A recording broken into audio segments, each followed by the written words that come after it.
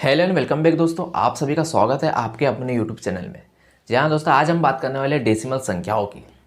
बहुत सारे स्टूडेंट जब बात पूर्ण संख्याओं की आती है तो हम उसे आसानी से कैलकुलेट कर लेते हैं, पर जब बात डेसिमल संख्याओं को कैलकुलेट करने की आती है तो हम गलती कर बैठते हैं दोस्तों। तो बिना देर किए वीडियो को स्टार्ट करते हैं। सबसे पहला क्वेश्चन हमारे पास दिया हुआ है 0.43 प्लस 30। सबसे पहले तो मैं ये चीज़ क्लियर कर देता हूँ कि पूर्ण संख्याएं क्या होती है और दशमलव संख्याएं क्या होती है। ये क्या है? ये एक पूर्ण संख्या है, बट ये क्या है? ये एक दशमलव संख्या है। एक और एग्जांपल ले लेते हैं। ये क्या है? ये एक पूर्ण संख्या है, पूर्ण अंक संख्या है, बट ये क्या है? ये एक दशमलव संख्या है। कितना क्लियर हुआ दोस्तों? हम देखते 100, ये क्या लिखा हुआ है? 100 रुपीज़, 100 रुपये। अगर इसके बाद में मैं पॉइंट लगा के 0 कर दूं तो क्या ये 1 लाख हो जाएंगे क्या? 0 लगा के, दशमलव लगा के अगर मैं उसके बाद में 0 कर दूं तो क्या ये 1 लाख कहलाएंगे? जी नहीं दोस्तों, ये 100 रुपये ही कहलाएंगे, क्योंकि हमने दशमलव के बाद में 0 लगाया तो इस चीज़ की कोई वैल्यू नहीं होती। ये 100 रुपये ही कहलाएंगे। वैसे यहाँ पर दिया हुआ ये संख्या दशमलव में दी हुई है और ये संख्या क्या दी हुई है? पूर्ण संख्या दी हुई है। तो पूर्ण संख्या को हम दशमलव में कन्वर्ट कर देंगे और आसानी से हम उसकी वैल्यू निकाल लेंगे। तो पहला क्वेश्चन दिया हुआ है उसको तो अपन सीक्वेंस वाइज लिख देते हैं। कैसे लिखते हैं? जोड़ना है अपने को। तो सबसे पहला ऊपर दिया हुआ है 0.43, तो ये लिख दिए 0.43, सिंपल है। उसके बाद में पूर्ण संख्या है 30, दशमलव संख्या नहीं दी हुई है, तो ये पूर्ण संख्या को कहाँ लिखेंगे? दशमलव के इधर लिखेंगे, दशमलव के लेफ्ट साइड में लिखेंगे। तो लिख देते ये 30। अब इसके बाद में पॉइंट लगा के हम 0 लगा सकते। इसके 30 के बाद में ये 30 दे, इसके बाद में अगर हम पॉइंट लगा के 0 लगा भी देंगे तो भी ये 30 ही कहलाएगा, ना कि ये 3000 रुपये में कन्वर्ट हो जाएगा 30, क्योंकि इस चीज़ की वैल्यू नहीं होती। तो हम इसके बाद में क्या लगाते थे? 0। ऊपर क्या संख्या है? 2 संख्या है, तो अपन 2 0 लगा देते। ये 1 और ये 2, ये इससे मिल जाएगा, ये इससे मिल जाएगा। दशमलव की जगह दशमलव लगा दिए, ऊपर पहले से 0 था तो 0 की जगह आ गया। अब 3 यहाँ पर भी अपन क्या लगा देते? 0 लगा देते, कोई दिक्कत नहीं। अब इसको क्या कर देते? जोड़ देते हैं सिंपल वे में। तो 3 और 0 कितना हो जाएगा? 3। उसके बाद में 4 और 0 4, दशमलव की जगह दशमलव लगा दिए, कोई दिक्कत नहीं। उसके बाद में 0 कितना होता है? 0। उसके बाद में 0 और 3 कितना होगा? 3। यह आ गया दोस्तों आपका आंसर। ये क्वेश्चन दिया हुआ है, दोनों दशमलव में दी हुई है। पहली संख्या भी दशमलव में दी हुई है और दूसरी संख्या भी दशमलव में दी हुई है। तो हम इसे सीक्वेंस वाइज लिख लेते हैं 27.5। उसके बाद में सेकेंड संख्या दी हुई है, उसको दशमलव को दशमलव के नीचे, दशमलव के इधर वाला जो है लेफ्ट वाला, उसे लेफ्ट वाले में लिखेंगे और जो राइट वाला है उसे राइट वाले में लिखेंगे। तो 27 के नीचे क्या आ जाएगा? 5 आ जाएगा। 5 के नीचे कितना आ जाएगा? 61। ये 61। अब इसे मेल कर लेते। 1 के ऊपर कुछ भी नहीं दिया हुआ है, 1 का साथी कोई भी नहीं है, तो क्या लगा देते हम? यहाँ पर 0 लगा देते। ठीक है दोस्तों, मैंने पहले ही बताया था कि दशमलव के बाद हम 0 लगा सकते। दशमलव के बाद चाहे तो आप जितने भी 0 लगाए, अंक नहीं लगा सकते लेकिन 0 लगा सकते। ये इससे मिल गया, दशमलव की दशमलव आ गई। 7 के नीचे 7 का जोड़ीदार 5, अब 2 का जोड़ीदार कुछ भी नहीं है तो हम क्या लगा देते? 0 लगा देते। कोई भी संख्या के सामने जैसे 1 दिया हुआ है तो इसके पीछे अपन 0 नहीं लगा सकते, क्योंकि ये 10 बन जाएगा, 10 में कन्वर्ट हो जाएगा। हमें इसे बिना परिवर्तित किए ही हमें 0 लगाना है, लेकिन हम सामने तो 0 लगा सकते, तो ये 1 ही रहेंगे ना। तो हमने यहाँ क्या लगा दिए? 0 लगा दिए। तब 0 और 1 जोड़ेंगे तो कितना आ जाएगा? 1 आ जाएगा। उसके बाद में 5 और 6 कितना होता है? 11, तो 11 की 1। अब हासिल का 1 यहाँ पर आ जाएगा। दशमलव तो सबसे पहली फुर्सत में दशमलव का दशमलव लगा दिए। अब क्या? तो 7 और 5 12, 12 और 1 13, 13 की 3, हासिल का 1, 2 और 1 3। ये हमारा आंसर आ गया दोस्तों, 33.11। तो क्लियर है दोस्तों? ये रहा आपका जोड़ना। अब उसके बाद में अपन चलते हैं घटाने के बारे में। यहाँ पर दिया हुआ है 4 माइनस 0.257, तो इसे हम घटाना सीखेंगे। तो सबसे पहले तो पहली संख्या दी हुई है, पूर्ण संख्या दी हुई है, और जो सेकंड संख्या दी हुई है वो पॉइंट में दी हुई है, मतलब वो दशमलव संख्या दी है और पहली संख्या पूर्ण संख्या दी हुई है। तो इसे भी हम सीक्वेंस वाइज में लिख देते हैं 4, और उसके बाद में क्या दिया है 0.257, तो हम ये 0.257 को क्या लिख सकते हैं 0.257 लिख सकते हैं ना। तो इसे हम लिख देते हैं यहां पर 0.257। अब ये पूर्ण संख्याओं को भी दशमलव वाली संख्याएं बना देते हैं। तो पूर्ण संख्याओं को जब हम दशमलव वाली संख्या बनाएंगे तो इसके बाद में पॉइंट लगाएंगे, और 3 है तो 3 0 यहां पर हम लगा देंगे। सीधी सिंपल बात है, माइनस कर देंगे।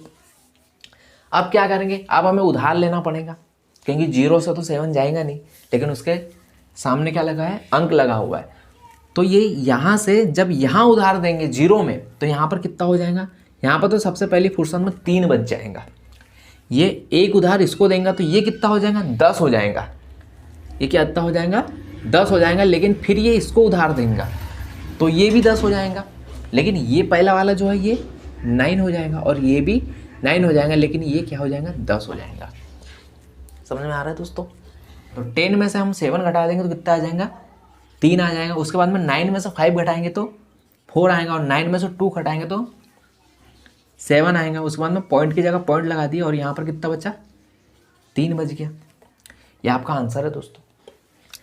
तो इसे भी सीक्वेंस वाइज में कर देते 2.88। अब ये संख्याओं को भी इसके नीचे अपन को सीक्वेंस वाइज में लिखना है। दशमलव के जो राइट वाली संख्या है उसे राइट में लिखेंगे, और दशमलव के लेफ्ट वाली संख्या है उसे लेफ्ट में लिख देंगे। सिंपल सी बात है। तो दशमलव, सबसे पहले तो दशमलव लिख दिए। दशमलव के पहले क्या है 0, और दशमलव के बाद क्या है 0.144। क्लियर दोस्तों। मिलान कर लेते, साथी बना लेते। इसका साथी कोई भी नहीं है तो 0 लगाते, इसका भी साथी कोई नहीं है तो यहाँ पर भी अपन क्या लगा देते 0 लगा देते। इनके साथी तो मिल गए, पॉइंट की जगह पॉइंट मिल गया, और इसका भी साथी मिल गया। सिंबल लगा देते घटाने का, हम इस चीज़ को माइनस कर रहे हैं तो अब वही प्रोसेस करना है अपने को। इसमें से उधार लेना है तो 8 जब अपने बाजू वाले पड़ोसी को उधार देंगे तो यहाँ कितना बच जाएगा, यहाँ पर बच जाएगा 7 बच जाएगा। और जो ये 0 है ये कितना हो जाएगा 10 हो जाएगा। बट ये जो 10 हो जाएगा ये 10 भी अपने बाजू वाले को उधार देंगे, क्योंकि वो भी शून्य है, वो भी कमजोरी है ना, तो उसको उधार दे देंगे। तो यहाँ पर कितना बच जाएगा, यहाँ पर 9 बच जाएगा, यहाँ 9 हो जाएगा, और यहाँ पर कितना हो जाएगा, यहाँ पर 10 हो जाएगा। क्लियर दोस्तों। अब 10 में से अपन को 4 घटा देंगे तो कितना आ जाएगा 6 आ जाएगा। उसके बाद में 9 में से 4 घटा देंगे तो 5 आ जाएगा। उसके बाद में 7 में से 1 माइनस कर देंगे तो कितना आ जाएगा 6 आ जाएगा। और उसके बाद में यहाँ पर 8 तो है, 8 में से 0 जाएगा, 8 ही बचेगा।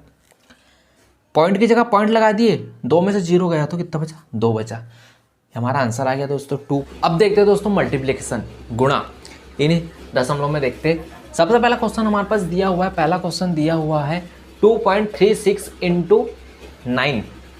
इसका गुणा हमें इसमें करना है। तो इसमें सिंपल सा हमें गुणा करना है, जो संख्या दी हुई है उस संख्या से अपने को गुणा करना है और कुछ नहीं करना है।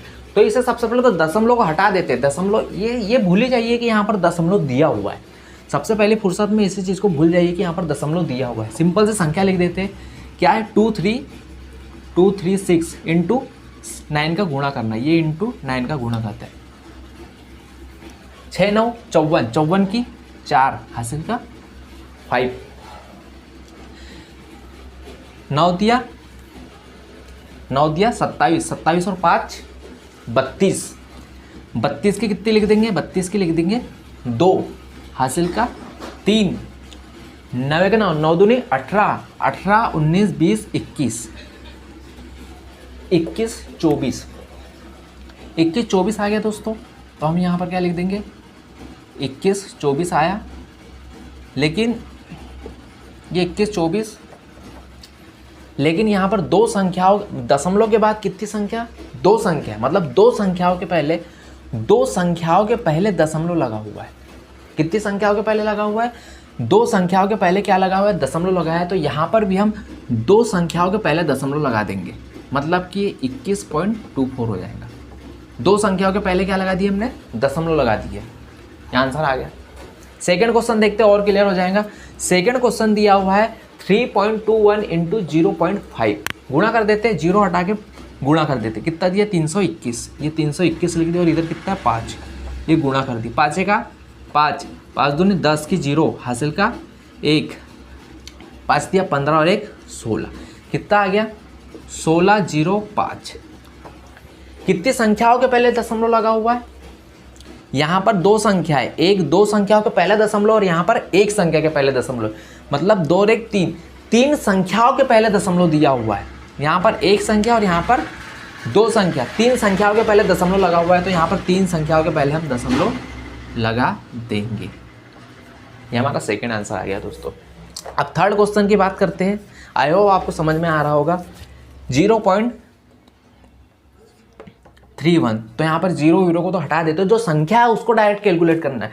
यहाँ पर एक चीज़ देख लेते, इसमें जीरो दिया हुआ है, इसमें पॉइंट के बाद में जीरो लगा हुआ है, तो मैंने पहले ही बताया था पॉइंट के बाद में जीरो लगता है तो उस चीज़ की कोई वैल्यू नहीं होती। और ये जीरो तो यहाँ नहीं लगा हुआ है, अंक के पहले नहीं लगा हुआ है, वो बाद में लगा हुआ है, तो इसको तो सबसे पहले तो काट दो, ये जीरो की कोई वैल्यू नहीं है।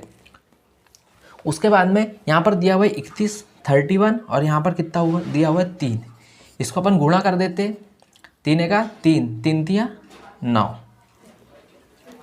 93। अब इसे कैसे लिखेंगे? यहाँ पर दो संख्याएं दी हुई है, 1 2, दो संख्याओं के पहले दशमलव और यहाँ पर भी दो संख्याओं के पहले दशमलव है, मतलब टोटल कितनी संख्या के पहले दशमलव है? टोटल चार संख्याओं के पहले दशमलव है। और यहाँ पर कितनी संख्या दी हुई है? यहाँ पर सिर्फ 2 ही संख्या दी हुई है, तो हम कैसे करेंगे? मैंने पहले ही बताया था, संख्याओं के पहले अगर हम जीरो लगा भी दे तो कोई फर्क नहीं पड़ता, वो संख्या ही कहलाती है। तो यहाँ पर इसके पहले हम क्या लगा देंगे? जीरो लगा देंगे और दशमलव लगा देंगे। 4 संख्या है ना, तो ये हो गई, ये 2 संख्या तो पहले हो गई, उसके बाद 1 2, 4 संख्या हो गई, उसके पहले दशमलव लगा देते हैं 0। ये आपका लास्ट वाला आंसर आ गया।